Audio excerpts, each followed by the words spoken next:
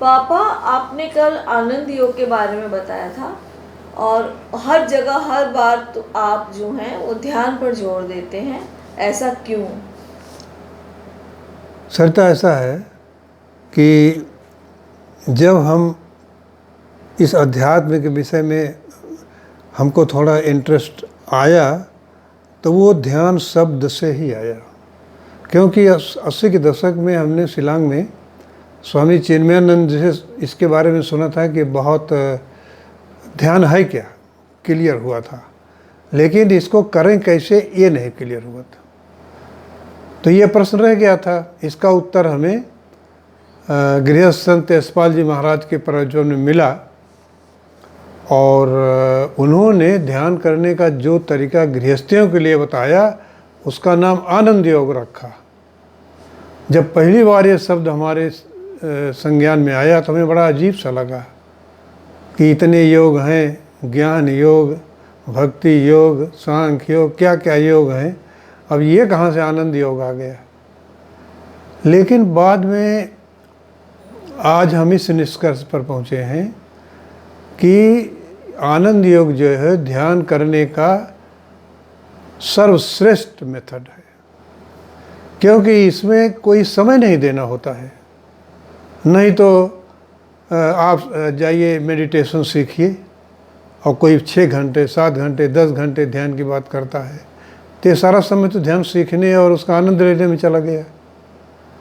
और जो ध्यान यशपाल जी ने बताया वो गृहस्थ में जिस भी प्रोफेशन में आप हैं उसमें केवल जो खाली समय आपका है वो लगा करके आप ध्यान कीजिए, पता ही नहीं चलता कि हम ध्यान कर रहे हैं। और एक तरीके से ये इंटीग्रेटेड मेथड है, मतलब पर्सनालिटी डेवलपमेंट का। तो हम तो जब भी बात करेंगे तो आनंद योगा के छोटे छोटे चिट्स कैसे, मतलब हम तो कैसे गृहस्थ में कैसे ध्यान करें बताइए। तो वही तो बता रहा हूँ मैं। तो गृहस्थ में ध्यान करने का तो भाई ये एक एसेंशियल बात ज़रूर है कि जीवन में राम नाम जोड़ना है और उसके लिए आधा घंटा सुबह आधा घंटा शाम को आप अपने घर में प्रैक्टिस कीजिए, बैठ जाइए और आराम से अपने इष्ट की याद करने की कोशिश कीजिए, जिस भी भगवान को आप मानते हैं। इसके अलावा बस एक मेंटल एटीट्यूड बनाना है कि जब खाली समय हो जो उसमें आप उसी इष्ट की याद करने की कोशिश कीजिए। नट सेल में तो यही आनंद है। और जैसे यशपाल जी ने बताया था 24 घंटे का ध्यान, अगर 24 घंटे का ध्यान हम करेंगे तो क्या हमारे दैनिक जीवन पर इसका कोई बुरा असर तो नहीं होगा? यही तो आश्चर्य है, बिल्कुल नहीं पड़ेगा और वो और अच्छा हो जाएगा। यही आनंद योगा बताता है। कैसे? तो इसको इसी पर तो हमारा लाइफ लॉन्ग रिसर्च रहा और इसमें कितनी किताबें हमने इसमें लिखी। तो कैसे करें उसको? और अब तो लेटेस्ट ये है कि कर्म योग, अगर कोई कर्मयोगी है तो वो जो कर रहा है वही ध्यान करने की सर्वश्रेष्ठ प्रक्रिया है?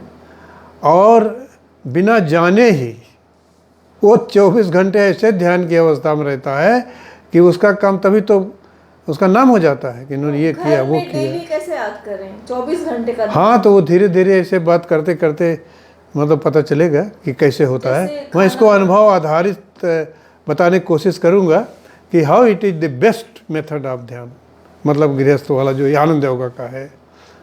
इसमें कुछ नहीं भाई, इसमें तो यही कहते हैं कि आप अपना जो काम आपको उपलब्ध है उसमें आप जितना हो सके बेस्ट पॉसिबल करो और साथ साथ भगवान का नाम लेने की कोशिश करते रहो साथ साथ। यह ऐसा सिस्टम बनाया उन्होंने कि क्या बताएं, हाथ काम में दिल परमात्मा के हाथ में, और पता भी न चले। और इसके उदाहरण मैं तमाम दूंगा जो हमने देखे हैं अपने साथियों में या और भी पढ़ने में जो हमको आए हैं, बताता रहूँगा। तो यही समझ लो कि मुख्य ध्यान ही हमारे विषय का चर्चा का विषय रहेगा। कैसे? वो धीरे धीरे होगा हैं, और हम मतलब बेफिक्र होकर ध्यान करेंगे और ज़िंदगी का मज़ा वाकई में लेंगे। हैं, ये देखते रहो, तुम बताते चलेंगे धीरे धीरे। उदाहरण से बताऊंगा मैं इसको। ठीक है।